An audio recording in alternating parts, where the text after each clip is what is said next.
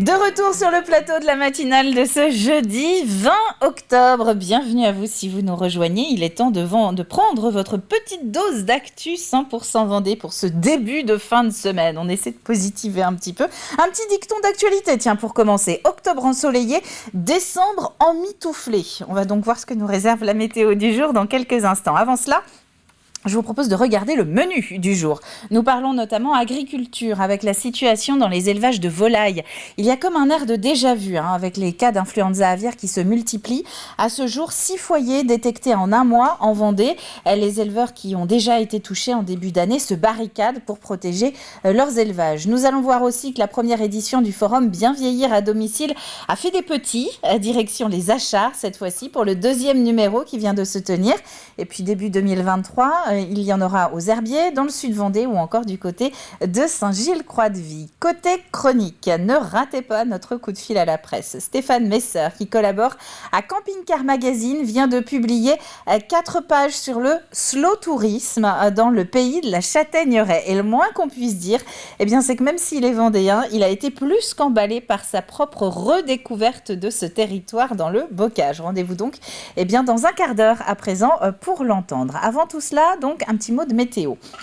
De la pluie, quelques coups de tonnerre étaient annoncés pour la fin de nuit. C'est plutôt tombé normalement sur la Loire-Atlantique, donc un peu plus au nord. Mais pour ce matin, ce sont bien des averses qui étaient annoncées pour une bonne partie est du département. En tout cas, à l'ouest, un début de journée bien plus calme. C'est ce que nous verrons dans quelques minutes après le journal. Cet après-midi, une carte plus sèche avec un ciel encore un petit peu bouché à l'est, à la frontière des Deux-Sèvres. Mais partout ailleurs, le temps est clair. Le voile nuageux devrait reprendre sa place uniquement en fin de journée. Côté température, c'est encore assez doux pour la saison. 20 à 22 degrés sur l'ensemble de la Vendée, 20 aux Herbiers, 21 à Beauvoir-sur-Mer ou encore 22 à La Tranche.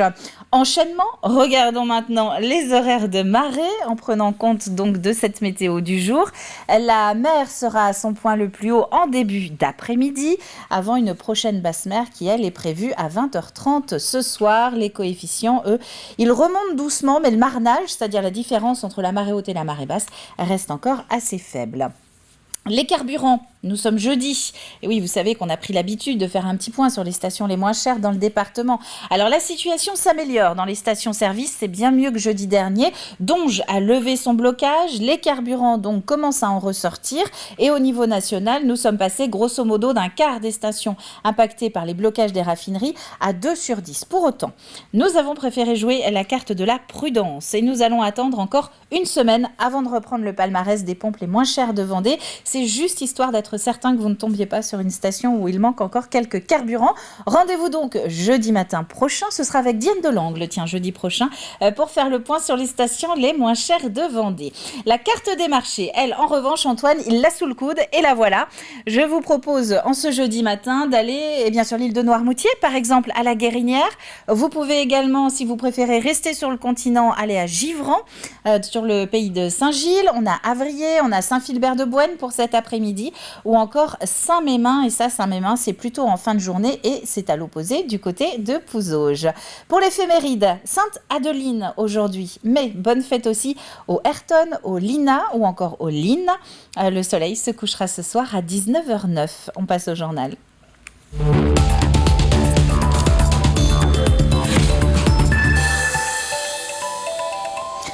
Et ce journal, nous le commençons avec la grippe. La campagne de vaccination hivernale a été lancée mardi. Elle est ouverte jusqu'à la fin du mois de janvier.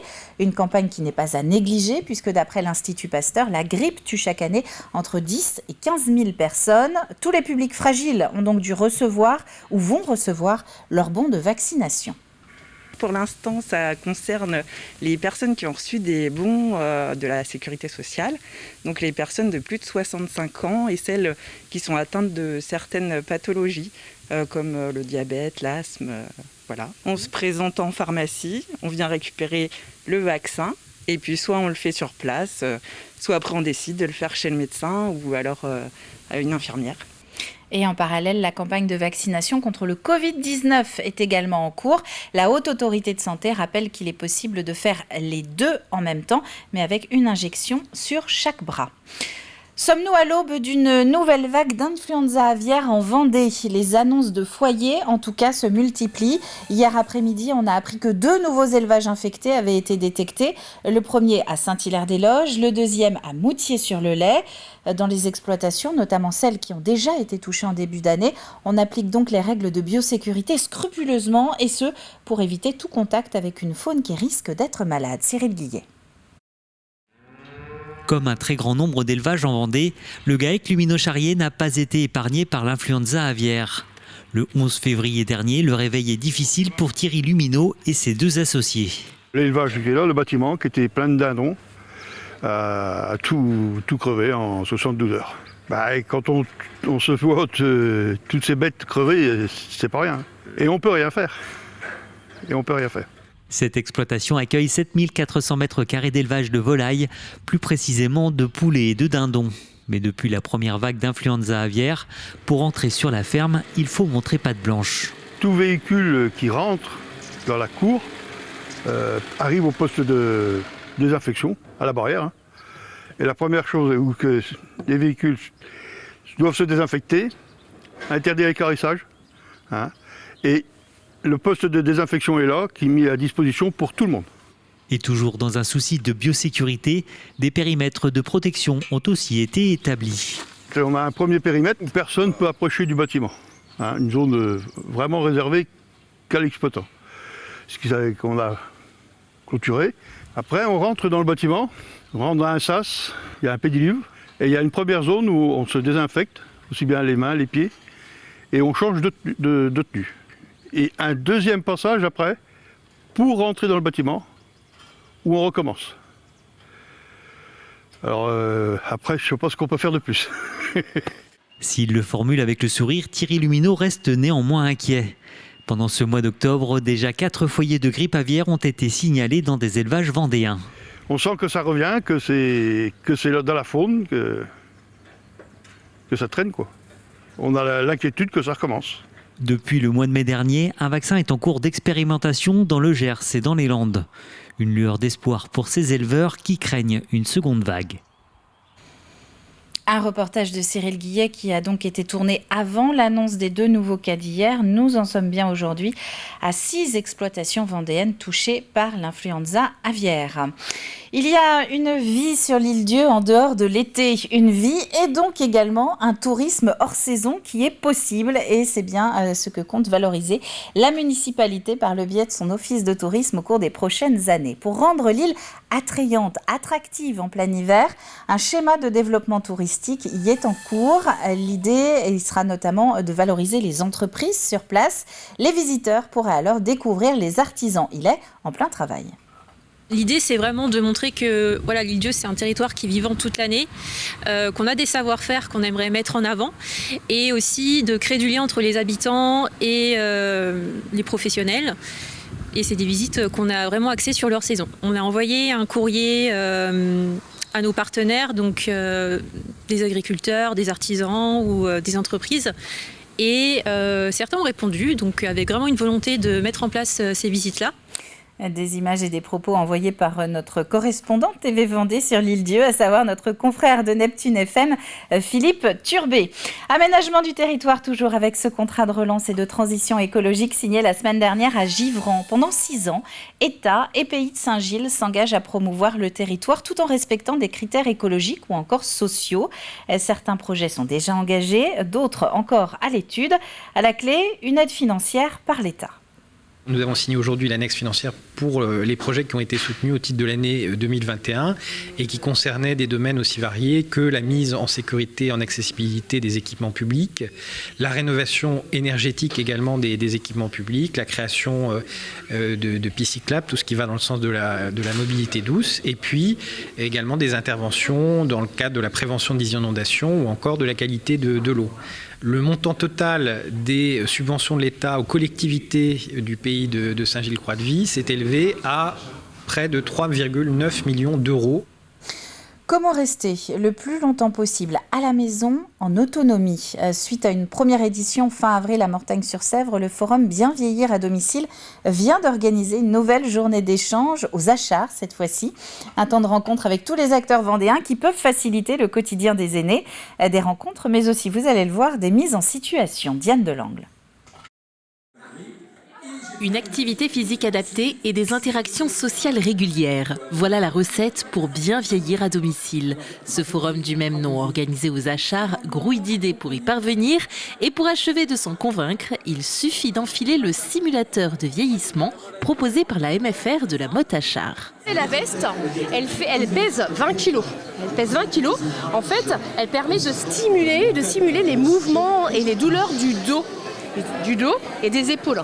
Parce que quand on le porte très longtemps, à un moment donné, en fait, on s'affaisse. Ce qui peut expliquer qu'à un moment, les personnes, en fait, elles sont un peu repliées sur elles-mêmes. Très lourd et un peu déséquilibré. La question, c'est qu'est-ce que je peux faire parce que je vais voir que ça va être mon dos qui va être très fatigué. Donc, qu'est-ce que je peux faire ? Piscine ou continuer la marche ? En fait, ça donne plutôt envie de maintenir une hygiène aussi de vie. Et pour y parvenir, on peut compter sur la trentaine d'intervenants présents à ce deuxième forum Bien vieillir à domicile. 85% des personnes âgées, des Vendéens et Vendéennes souhaitent vieillir à domicile et que l'objectif du département, ici associé avec les EU de l'EPCI des Achards, c'est de pouvoir répondre le plus possible à ces besoins et donc de pouvoir les accompagner dans leur quotidien, mais aussi dans tout ce qui pourrait être un peu de la tracasserie, notamment administrative. Et l'objet de ce forum, c'est d'y contribuer. La prévention est là aussi bien présente, avec notamment ce stand qui incite à surveiller l'hypertension artérielle pour lutter contre les AVC. AVC, moi, c'est pas plus. Ça pue. Et bravo. Jackie, c'est la joie de vivre, et puis il a envie de vivre encore longtemps, donc c'est pour ça qu'on vient pour dire aux gens, c'est sûr, on a fait un AVC, mais voilà, c'est... on aime bien lever la fourchette. Oui. Et le verre aussi. Et pour vieillir à domicile avec bonne humeur, 3 autres forums sont prévus sur le territoire en 2023. Le prochain sera le 4 avril au Pays des Herbiers. Et suivront ensuite le territoire de Sud-Vendée Littoral, ça ce sera fin mai, et le pays de Saint-Gilles-Croix-de-Vie à la fin du mois de juin 2023. Prenons à présent des nouvelles de nos concurrents de la GGR, la Golden Globe Race, ce tour du monde à la voile sans instruments électroniques. Au dernier pointage, le Finlandais Tapio Lehtinen a pris la tête du classement. Il est suivi de l'Anglais Simon Curven et de l'Irlandais Pat Lawless, côté français. Ce matin, Damien Guillou est juste derrière, il était 4e. Arnaud Guest, lui, est 13e. Et ça va plutôt bien pour Arnaud, photographe de formation, vous allez l'entendre. Sa ville, Saint-Herblain, ne lui manque pas vraiment pour l'instant. Tout va bien, là je suis sur un bon livre. Ça se passe dans la jungle guyanaise. Et le bateau va bien, j'ai le temps pour écrire, j'ai le temps pour dessiner un peu. Là, le bateau, il prend une petite vente en plus. Mais il tient vraiment bien la mer, ce bateau. Et puis je suis dans mon timing, c'est bien, tout va bien pour moi. Moi honnêtement, quand j'écoute les autres qui se plaignent, à la BLU, ils disent toujours c'est dur, le vent il est pas bon et tout. Putain, mais prenez plaisir. Et vous avez la chance d'être sur la plus belle course du monde. Allez-y les gars, c'est le moment ou jamais. Avant de passer à la météo et de voir les prévisions pour ce jeudi matin, je vous propose quelques images d'hier. Un coup d'œil dans le rétro puisque nous vous annoncions des températures records et ce fut le cas. Jusqu'à 27 degrés relevés par Climat Vendée ce mercredi du côté de Luçon. 26 à Fontenay-le-Comte, 26 à Chantonnay, Chaland ou encore la Tranche-sur-Mer. Du jamais vu pour un 19 octobre. 8 à 10 degrés au-dessus des normales saisonnières. Image ici, vous l'aurez peut-être reconnu, de la plage des Sables d'Olonne, de La Roche-sur-Yon et de Saint-Jean-de-Mont. Voilà pour l'actualité du jour. On va maintenant se tourner vers les prévisions détaillées de ce jeudi et notamment cette première partie de journée. Une matinée qui n'aura pas été abordée de la même manière par tout le monde, comme vous pouvez le voir. Un gros quart nord-est commence le jeudi sous les nuages et sous la pluie. Quelques averses annoncées sur une zone qui va grosso modo de Palluau à La Roche-sur-Yon et ensuite une horizontale jusqu'aux Deux-Sèvres. Par partout ailleurs du soleil, un petit peu voilé, mais du soleil, et des températures comprises aujourd'hui en Vendée entre 14 et 16 degrés. Alors aujourd'hui, en tout cas pour ce matin, ça monte un petit peu cet après-midi. C'est la fin de ce flash. On va maintenant retrouver nos chroniques du jour. Au programme, je vous propose le retour de notre journaliste tourisme dans la chronique presse, un Stéphane Messer totalement sous le charme du pays de la Châtaigneraie, et je n'exagère pas, vous allez voir ça dans quelques instants. Non sans lien, un petit passage du côté de Bretignolles aussi, dans un atelier qui répare notamment des toiles de mobil-home et de haut-vent de camping-car, mais aussi de la santé avec le Plus Info du jour.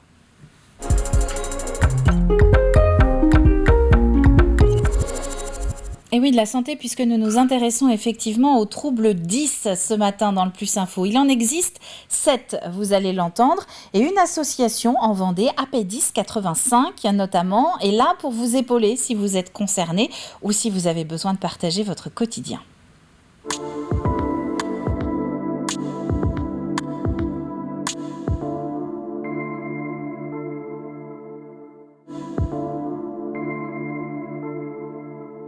Les troubles 10, ce sont tous des troubles du neurodéveloppement. Il y en a 7, dysphasie, dyslexie, dysorthographie, dyscalculie, dysgraphie, dyspraxie, troubles de l'attention avec ou sans hyperactivité. Ce sont des enfants qui ne sont pas déficients intellectuels, ils sont tous, entre guillemets, d'intelligence comme tout le monde. C'est simplement des défauts d'automatisation. C'est une compensation permanente de son trouble. Donc du matin jusqu'au soir, il va se retrouver confronté à des actes de la vie quotidienne, des apprentissages scolaires qui vont lui demander beaucoup d'énergie. Ça va générer beaucoup de fatigue, peut-être aussi une perte de confiance en soi parce qu'on va travailler 3 fois plus que les autres pour un résultat à peine égal, voire même inférieur. Donc ce sont des enfants qui peuvent vite décrocher aussi parce qu'ils sont en souffrance.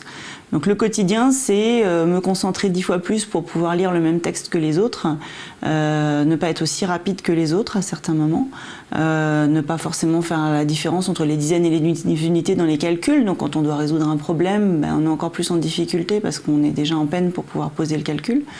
Ça va jusqu'au lycée où si on est dyscalculique, pour pouvoir rédiger une dissertation, on va mettre en ordre les arguments de manière logique, on va être embêté par la dyscalculie. Alors un décalage par rapport aux apprentissages qui sont attendus au même âge que les autres. Donc si on constate qu'au bout d'un an d'apprentissage de la lecture par exemple, ça ne s'automatise pas, l'enfant ne parvient pas à lire de manière de plus en plus fluide, ça peut questionner sur un trouble de l'ordre de la dyslexie. La dysphasie, c'est un trouble du langage oral, donc un enfant qui va avoir du mal à comprendre ce qu'on lui dit, ou au contraire, on voit bien qu'il a des choses à nous dire, mais les mots ne se mettent pas toujours dans le bon ordre. Pour tout ce qui est la dyscalculie, la dysgraphie, ça va venir un petit peu plus tard dans la scolarité. Un enfant qui va se plaindre d'avoir mal aux mains, qui va avoir une écriture très crispée ou au contraire très lente. Ça, on va peut-être se poser la question d'une dysgraphie. La dyspraxie, on va être sur des difficultés à automatiser les gestes du quotidien. Là, c'est ses chaussures, se repérer dans l'espace, boutonner ses vêtements. Et puis la dyscalculie, c'est tout ce qui est de l'ordre du raisonnement logique, pas seulement le calcul. Chez les éditions de Mortagne, vous avez des livres très positifs, qui montrent les troubles, qui expliquent le TDAH aux enfants, qui expliquent la dyslexie aux enfants, mais avec une manière très positive de voir les choses. On n'est pas dans comment dire, on n'est pas dans quelque chose où on va pleurer tout le temps autour de son trouble. Au contraire, on va essayer de voir le bon côté de son trouble et comment on peut en faire une force.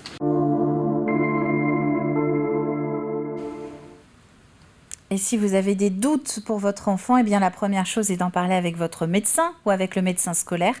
Toutes les infos très pratiques, vous allez pouvoir les retrouver justement sur le site de l'association ap1085.org. Nous allons prendre la route pour le pays de la Châtaigneraie.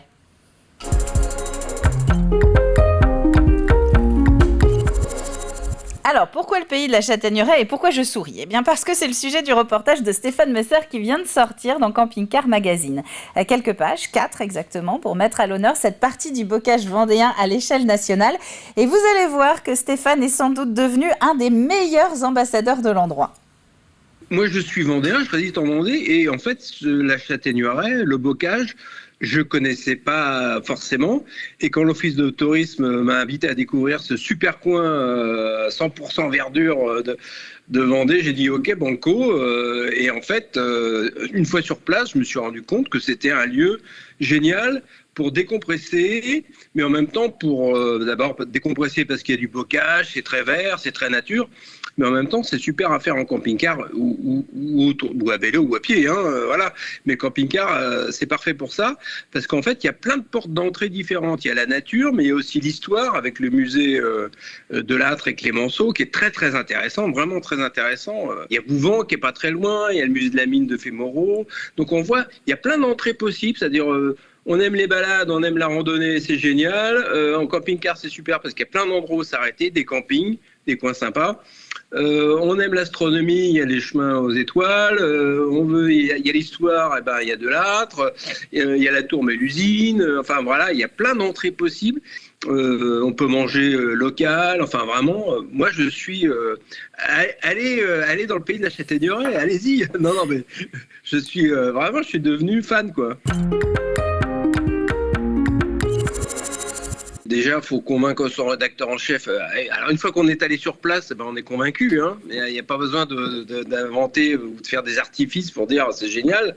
Puis après, faut écrire simplement, faire des belles photos, et puis vendre ça à son rédacteur en chef, et puis qui te fait confiance parce qu'il sait que tu es du coin, donc on va pas emmener nos lecteurs dans un coin qui est pas terrible. On parle beaucoup de surtourisme, tu sais, donc il y a des destinations, les Sables d'Olonne, c'est super, mais c'est bien d'amener les gens vers des destinations moins connues, où il y a une espèce d'approche qui est différente, c'est plus, c'est peut-être plus simple, c'est moins, il y a moins une relation touriste-habitant. Voilà, c'est complémentaire du littoral, mais je trouve que c'est dommage de passer à côté de coins comme ça, qui sont un peu discrets, qui vivent un peu cachés, parce qu'ils n'ont pas beaucoup de moyens, parce que voilà, ils n'ont pas le Puy du Fou, ils n'ont pas le littoral, mais ils ont plein d'autres choses à mettre en valeur, et je pense que ça mérite vraiment le coup d'y aller, quoi. Et je vous avais dit que c'était difficile de résister à l'appel du pays de la Châtaigneraie après avoir entendu Stéphane. C'est une chronique que vous pouvez retrouver sur notre site internet dans la rubrique matinale. Où partons maintenant avec le programme du jour ?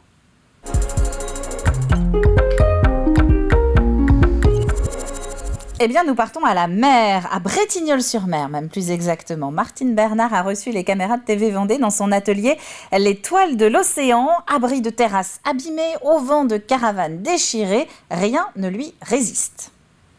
Alors voilà, on se retrouve dans ton atelier, il y a plein de couleurs, des sacs aussi. Alors on va préciser justement un petit peu la palette de tout ce que tu proposes, parce qu'avec ce savoir-faire de piqûre, tu fais plein de choses. Oui. On a parlé des toiles de bateau, de la partie retouche, mais tu fais pas que ça. Alors justement, explique-nous un petit peu tout ce que tu fais. Des sacs aussi ?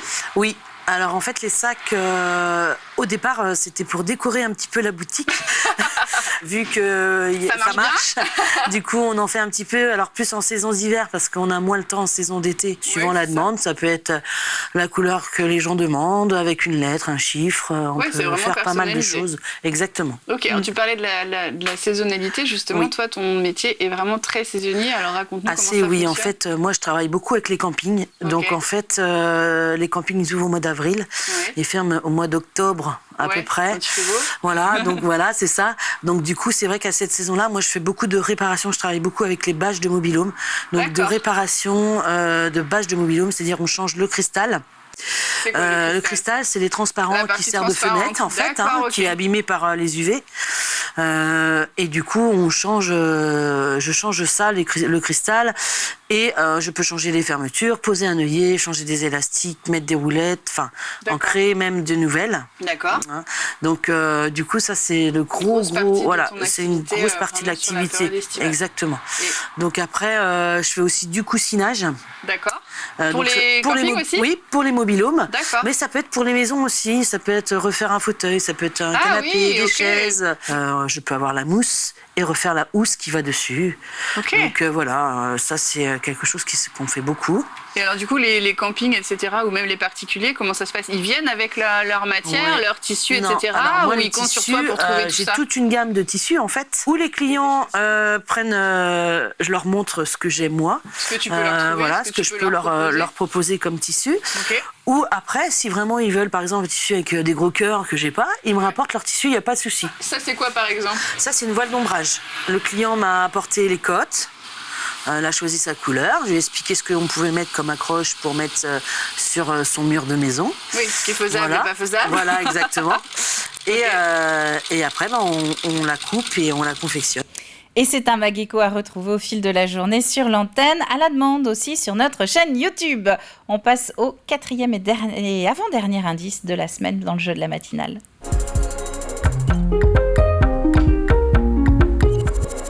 Mais oui, j'ai un 5e indice pour demain. En attendant, dites-moi dans quelle commune exactement se trouve cette savonnerie artisanale qui a été présentée dans un des Mageco ces dernières semaines. Indice du jour, c'est Ruelle domine le petit lait. À la clé, 2 gagnants demain après-midi qui seront tirés au sort et qui repartiront chacun avec 2 places pour assister à un match du Vendée Challans Basket. C'est la fin de cette matinale. Merci à vous d'avoir été au rendez-vous. Une nouvelle fois, on se retrouve demain matin pour finir la semaine ensemble dans la bonne humeur en direct à partir de 7h. D'ici là, très bon jeudi et à demain!